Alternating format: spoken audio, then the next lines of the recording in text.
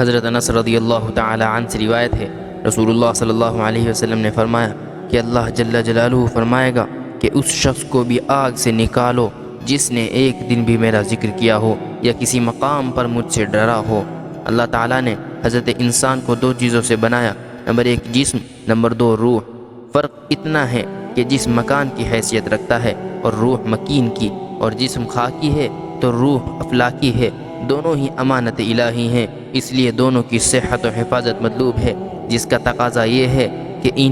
ان کی غذا فراہم کی جائے، ورنہ صحت برقرار نہیں رہ سکتی۔ پھر جس طرح غذا نہ ملنے سے جسم کمزور اور بیکار ہو جاتا ہے، اسی طرح غذا نہ ملنے سے روح بھی کمزور اور بیکار ہو جاتی ہے۔ اور جسم چونکہ مٹی سے بنا ہے، اس لیے اس کی غذا بھی مٹی سے نکلتی ہے، اور روح آسمان سے آئی ہے، یہ من امر ربی ہے، اس لیے اس کی غذا ذکر الہی ہے۔ حکیم اختر صاحب فرماتے ہیں کہ ذکر کا ناغہ روح کا فاقہ ہے۔ ہم جس طرح پیٹ کے فاقے سے ڈرتے ہیں،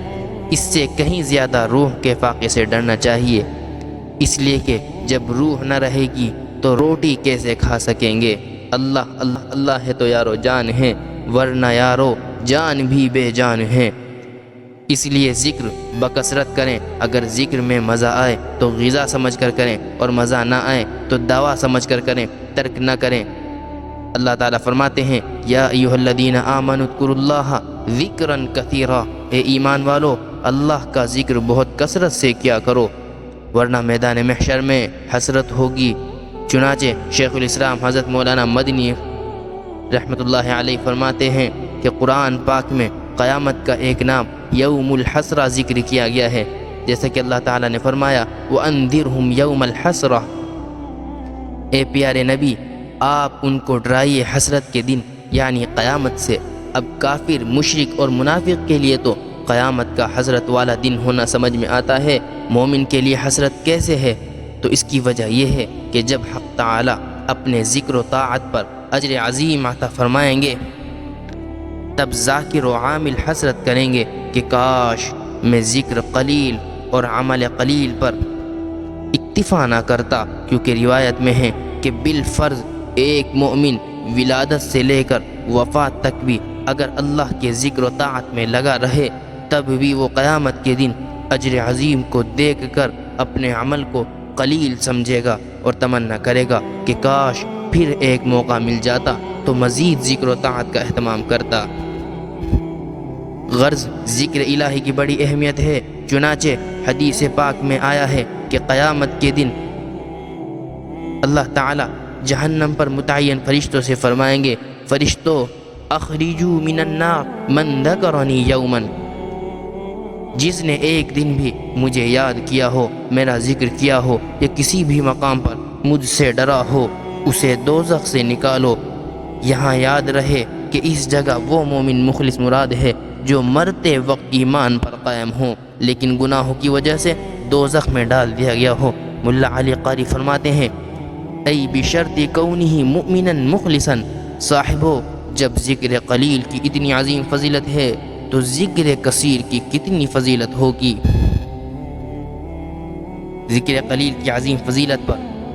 حکیم اختر صاحب نے ایک عجیب و غریب واقعہ بیان فرمایا کہ حضرت سلیمان علیہ السلام کو قرآن کے بیان کے مطابق اللہ پاک نے بے مثال حکومت و سلطنت عطا فرمائی تھی۔ آپ کے پاس ایک حیرت انگیز اور عظیم الشان معجزانہ تخت تھا، جس میں بعض روایات کے مطابق سونے چاندی کی کرسیاں سجی ہوئی تھیں، اس پر آپ مع اصحاب و احباب بیٹھا کرتے تھے۔ پھر چونکہ اللہ نے آپ کو ہوا پر بھی حکومت عطا فرمائی تھی، اس لیے جب کہیں سفر میں جانا ہوتا تو آپ لشکر سمیت تخت پر جلوہ افروز ہو جاتے، پھر جہاں کا ارادہ ہوتا ہوا کو حکم فرماتے تو وہ نہایت تیز رفتاری کے ساتھ منزل مقصود تک پہنچا دیتی۔ اس کی تیز رفتاری کو قرآن نے اس طرح بیان کیا وَلِسُلَيْمَانَ الرِّيحَ غُدُوُّهَا شَهْرٌ وَرَوَاحُهَا شَهْرٌ، حضرت سلیمان علیہ السلام کے لیے ہوا کو مسخر کر دیا، اس کا چلنا صبح میں مہینے بھر کی مسافت تھی، اسی طرح شام کا چلنا مہینے بھر کی مسافت تھی۔ مطلب یہ ہے کہ دنیا کی تیز رفتار سواری مہینے بھر کی مسافت میں جہاں پہنچتی ہے وہ تخت سلیمانی صبح سے شام تک میں طے کر لیتا تھا، مگر اس کے باوجود حضرت سلیمان علیہ السلام کو اللہ کا ذکر اتنا محبوب تھا کہ آپ ہوائی تخت پر سوار سفر کے دوران پورے راستے میں سر جھکائے ذکر الہی میں مشغول رہتے تھے۔ ذکر خدا میں ہر دم رہنا سب کے بس کی بات نہیں، خواہش نفس سے بچتے رہنا سب کے بس کی بات نہیں۔ ہمیں بھی اگر اللہ پاک ہوائی جہاز میں سفر کا موقع دے تو سنت سلیمانی کے مطابق ذکر الہی کا اہتمام کرنا چاہیے،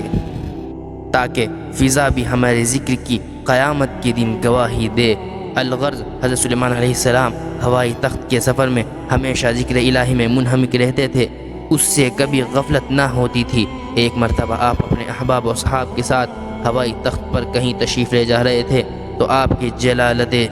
شان کو دیکھ کر ایک امتی نے کہا، سبحان اللہ، کیا آل داؤد کی شان و شوکت اور حکومت ہے۔ ہوا نے اس امتی کی بات حضرت سلیمان علیہ السلام تک پہنچا دی، گویا اس نے CID کا کام کیا۔ فوراً حضرت سلیمان علیہ السلام نے اس امتی کو طلب کیا اور ارشاد فرمایا، اللہ کے بندے، تیرا ایک مرتبہ سبحان اللہ کہنا اجر آخرت کے اعتبار سے آل داؤد کی تمام دولت و سلطنت سے کہیں بہتر ہے، اس لیے کہ سلیمان اور اس کی حکومت تو ختم ہو جائے گی، مگر یہ تسبیح اور اس کا اجر و ثواب باقی رہے گا، اور خلوص کے ساتھ کیے جانے والا ایک مرتبہ کا ذکر بھی نجات کے لیے کافی ہو جائے گا۔ چنانچہ فرمایا، اخرجوا من النار من ذکرنی یوما۔ حضرت بصیر نے حضرت امام خلیل بن احمد کو ان کی وفات کے بعد خواب میں دیکھا تو پوچھا، اب علمی اشکالات کے حل میں ہم کو بڑی دقت پیش آئے گی، کیونکہ اب آپ جیسا کوئی عالم نہیں ملتا جو علمی پیچیدگیاں آسانی سے حل کر دے۔ اس پر حضرت خلیل نے فرمایا، بھائی، کہ ہم جن تحقیقات علمیہ کے حامل اور ان پر نازا تھے ان کا کیا حشر ہوا؟ پھر حضرت امام خلیل نے فرمایا، ہمیں تو صرف یہ کلمہ کام آیا، سبحان اللہ والحمد للہ ولا الہ الا اللہ واللہ اکبر ولا حول ولا قوت الا باللہ العلی العظیم۔ باقی تحقیقات کی تو کوئی پوچھ نہیں ہوئی۔ ذکر الہی کے انہی فضائل کے پیش نظر اس کی کثرت کا حکم دیا گیا، وَاذْكُرُوا اللَّهَ كَثِيرًا لَعَلَّكُمْ تُفْلِحُونَ۔ اس آیت کی ترجمانی کرتے ہوئے مولانا جلال الدین رومی فرماتے ہیں، اے مومن بندے، جب ذکر الہی کی یہ فضیلت ہے تو تجھے چاہیے کہ بکثرت ذکر الہی میں مشغول ہو تاکہ دارین میں تو عزت و راحت پا سکے۔ شیخ فرماتے ہیں کہ اہل اللہ ذکر اللہ کا اتنا اہتمام فرماتے تھے کہ بعض اولیاء اللہ بیت الخلا جاتے وقت کو زبان کو دانتوں سے پکڑ لیتے کہ کہیں بیت الخلا میں ذکر اللہ جاری نہ ہو جائے۔ مشہور تابعی حضرت عروہ بن زبیر ایک مرتبہ ولید بن یزید سے ملنے دمشق جا رہے تھے تو راستے میں چوٹ لگ گئی، پاؤں زخمی ہو گیا، درد کی شدت سے چلنا پھرنا دو بھر ہو گیا۔ سخت تکلیف کے باوجود ہمت نہیں ہاری اور دمشق پہنچ گئے۔ ولید نے فوراً طبیبوں کو جمع کیا، انہوں نے زخم کا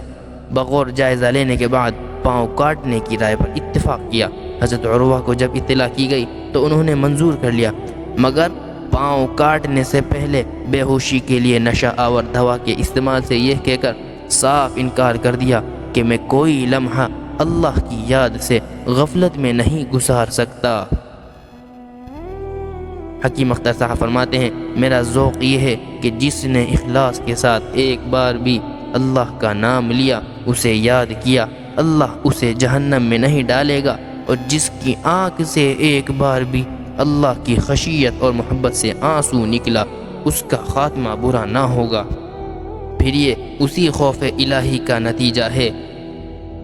کہ اسے دوزخ سے ضرور نجات دی جائے گی۔ فرمایا، او خوافنی فی مقام،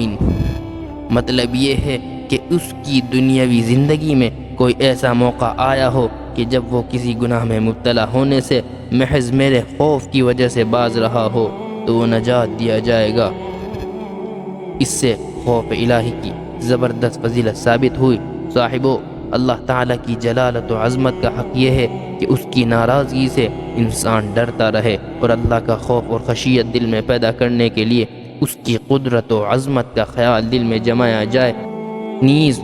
قرآن و حدیث میں نافرمانوں کے لیے جن عذابوں کی وعیدیں آئی ہیں ان کا تصور کیا جائے۔ اہل اللہ کے دل میں کس قدر خوف خدا تھا،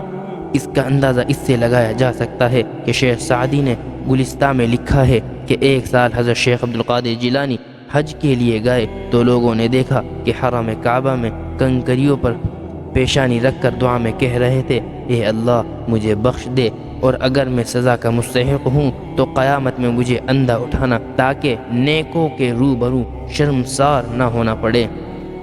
جب اتنے بڑے ولی اللہ سے اتنا ڈرتے تھے تو ہمیں کتنا ڈرنا چاہیے، جبکہ ارشاد ربانی بھی ہے واللہ احق ان تخشا، اللہ تعالی زیادہ مستحق ہیں کہ تم اس سے ڈرو، اور جو اللہ سے ڈرتے ہیں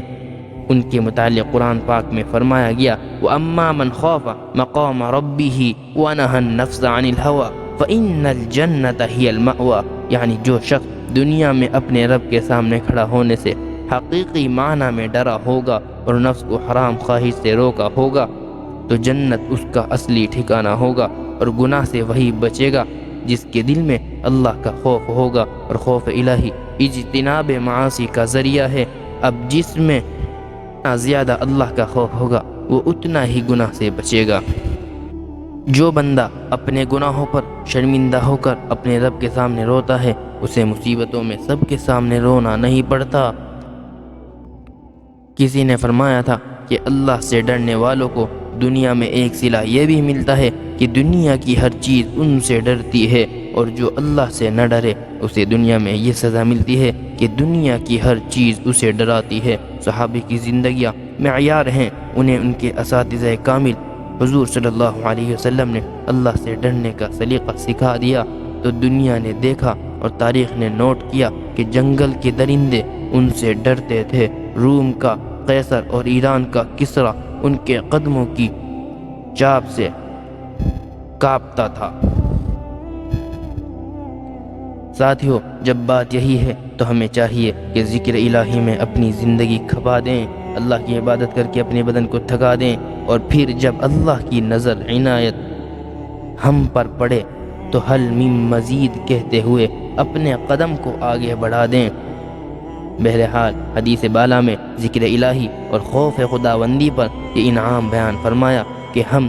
یا تو ایسے شخص کو جہنم سے نجات عطا فرما کر اول مرحلے میں ہی جنت میں داخل فرما دیں گے، یغفر لمن یشاء ویعذب من یشاء، یا پھر گناہوں کی سزا بھگتنے کے بعد ہمیشہ ہمیشہ کے لیے جنت میں داخل کر دیں گے۔ یہ صلہ ذکر قلیل اور خوف قلیل کا ہے۔ خوف الہی کی بنیاد پر بہنے والے آنسو کی برسات سے روح مصفہ و منور ہوتی ہے، تو ذکر اللہ سے روح کو غذا اور تقویت ملتی ہے۔ یہ دونوں ہی ضروری ہیں، شاید اسی لیے ان دونوں کو ساتھ ساتھ بیان کیا۔ جنت کا اگر شوق ہو تو یاد خدا کن،